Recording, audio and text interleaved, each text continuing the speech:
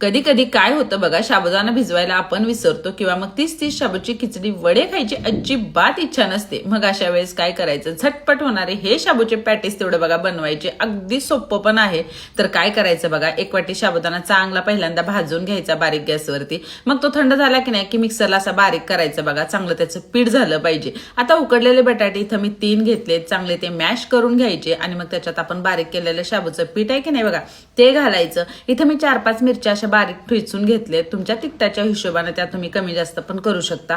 मग चवीपुरतं त्याच्यात मीठ घालायचं आणि पहिलं हे की नाही चांगलं बघा मिक्स करायचं. आता बटाट्याचं जे मॉइश्चर असतं की नाही त्याच्यातच हा गोळा आपल्याला मळून घ्यायचा आहे, पाणी अजिबात घालायचं नाही. वरून फक्त तूप घालायचं 1 चमचाभर आणि परत या गोळ्याला बघा हाताने असं चांगलं रगडून घ्यायचं.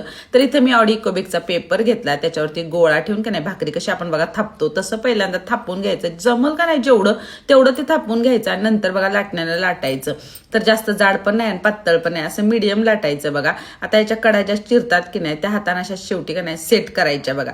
तर इथे मी पिझ्झा कटरनं इकडनं इकडनं पॅटीस असे कट करून घेतलेत आणि मग तेल तापल्यावर मीडियम गॅसवरती सगळे पॅटीस बघा असे तळून घ्यायचे. तर दिसायला पण कसलं भारी दिसतंय बघा हे आणि लागतंय पण एकदम टेस्टी बरं का.